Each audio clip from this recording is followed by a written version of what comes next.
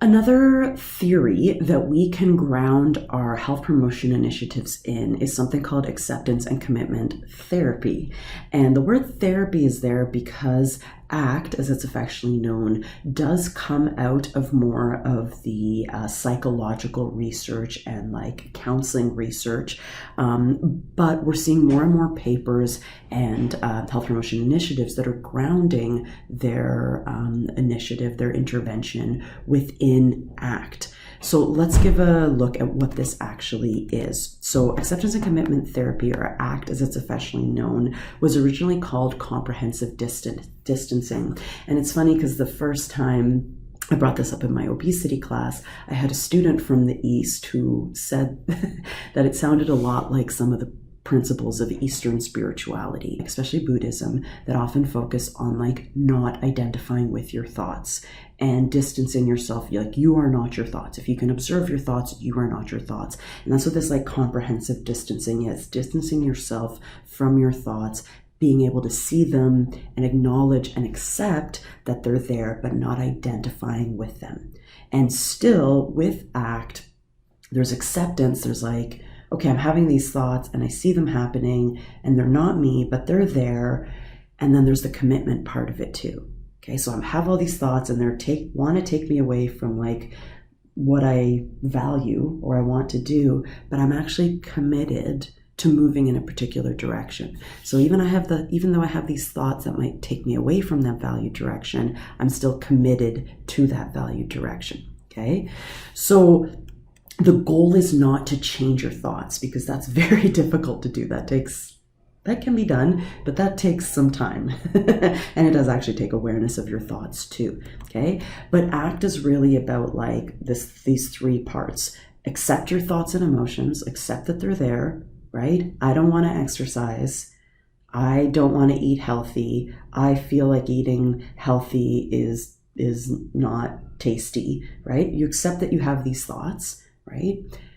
But even though you have those thoughts, you're still like choosing a value direction. So even my thought is saying like, I don't want to exercise today. I have a thought that tells me that because I'm human and that's what happens. But I still have a value direction. I still we're like, well, that's fine and good, but like, I care about exercise and I enjoy exercise. Maybe a little from self-determination theory, like I love exercise. It's so fun when I do it, right? We choose a value direction and then we actually move in that value direction too. So ACT is really integrated with this concept of psychological flexibility. And that was defined as the ability to contact the present moment fully as a conscious human being, and based on what the situation affords, changing or persisting in behavior in the service of chosen values. Okay, what does that mean? Okay, basically means that like, okay, I know my thoughts are telling me one thing.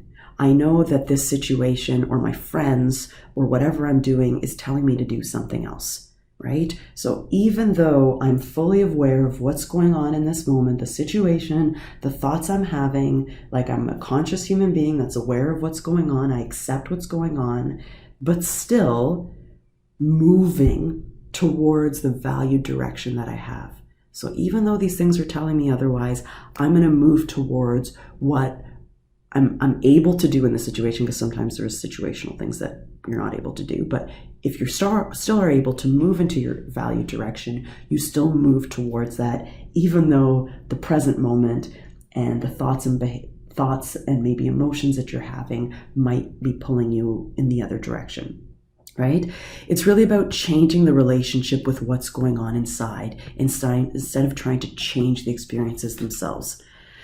So yes, I would rather go home and watch TV. And yes, I currently feel tired, right? You're aware of what's going on and you accept what's going on. But I am going to work out anyways because that is what I value. So it's a little bit of like identified regulation as far as self-determination theory goes. Like, this is what I value. And ideally a little bit more towards the like intrinsically motivated thing. This is a value and like I enjoy it, and this is like who I am as a person, these things that I do, even though that I have these thoughts that tell me otherwise.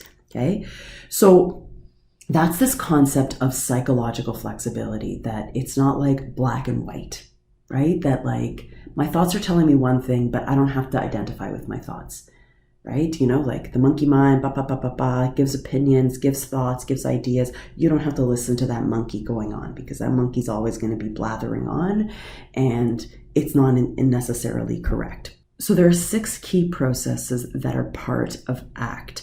And I want to go through each of these as these are some things that we can develop with people in perhaps a behavior change intervention to help them get grounded in this idea of ACT that can promote behavior change. So one that I've already talked about is acceptance. Like, instead of trying to fight the thoughts, being like, stop thinking that. You're just like, accept that you're having them. Willing to accept that this is how you're feeling right now. Willing to accept that. For me, it's like, if I'm trying to eat healthy, I accept that I can't control my husband's behaviors, and he might be eating less healthfully around me, but I accept that I can't change that. But then diffusion, really key in ACT as well. Diffusion, which is like a bit of this distancing. You're distancing yourself from your thoughts, right? You see your thoughts as descriptions of one's experience, or not even often descriptions of one experience. Sometimes your thoughts are just like blathering on about things that have nothing to do with what's going on, right? And it's very human to have these thoughts, and we don't try to like eliminate these thoughts. That's not even the point of meditation, to eliminate those thoughts. It's just to become more aware of them and to see yourself as different than those thoughts. And that's kind of like self as context a little bit as well. Awareness of an observing self. Like, if you can observe your thoughts, you are not your thoughts. So diffusion is like not identifying with your thoughts, not identifying with those feelings necessarily, is like, that's who you are, right? Feelings are here to guide us. They don't define us, right? Thoughts are here to maybe guide us, but not always, but they don't necessarily define us. Okay, so self as context helps us do some diffusion, right? So one of the exercises that's practiced in ACT sometimes, instead of saying, I am tired, for instance, if we're talking about exercise, you don't identify with tired, right? You as a human are not tired. You might feel tired. So you would change how you say that. So right now I'm experiencing tiredness. Instead of I am tired, right now I'm experiencing tiredness. Or let's say, if we're talking about studying, right? Instead of saying I failed my exam, I suck. First of all, you don't suck if you failed your exam. There's lots of reasons that can happen. So diffusion would be not I suck, but I am having the feeling, or I'm having the thought that I suck. So you don't suck. You are having the thought that you suck. Or another kind of more into self as context, it could be I am observing myself having the thought that I suck. Sorry, terrible example, but you're distancing yourself from those thoughts, because those thoughts aren't you. If you can observe your thoughts, they're not you. But you do have to be able to like tune in with the present moment to be able to observe your thoughts and to diffuse them as well. And that's one of the things that we are not so great at these days, because we are so obsessed with our phones and always on our phones and always looking for distraction and things that like move us away from the present moment. So we're not as great at like knowing what's going on right now, or even listening to what's going on. And that's, again, one of the purposes of meditation, is to be more like in contact with the thoughts and aware of the thoughts. Even if you don't identify with them, you see them passing through, and you have enough present moment awareness that you can do that. Okay, so this is really the like acceptance part, right? And then the commitment part of ACT really focuses on like defining your values, getting very clear on your values. What do you value about exercise? What do you value about eating well? How is this part of how you identify as a person, right? I am a healthy person, so healthy people eat this way. That's again a bit of like integrated motivation and identified motivation as well there, according to SDT, self-determination theory. But values are really like about like what's important to you.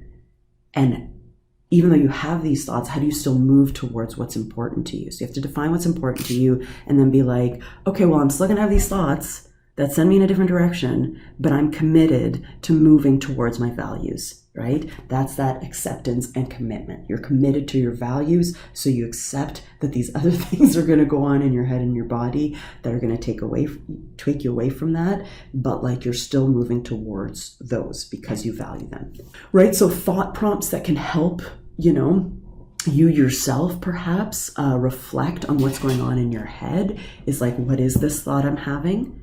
Is this thought helpful? Is it based on a previous story? Do these thoughts help me get in line with my value? Who is having this thought?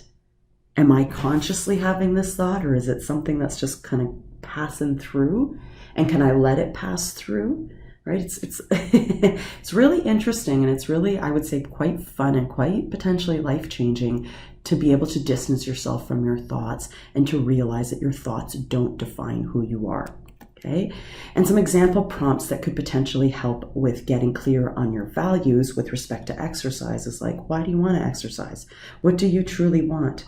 What do you truly value? What is important to you? What do you want your life to stand for? Who do you want to be? What feelings, perspectives do you want to have when you look back on your life? Right? So again, if we relate this to self-determination theory, it's moving people away from those extrinsic motivators towards more at least identified motivation, and maybe even integrated motivation too, when someone's like working in line with their values.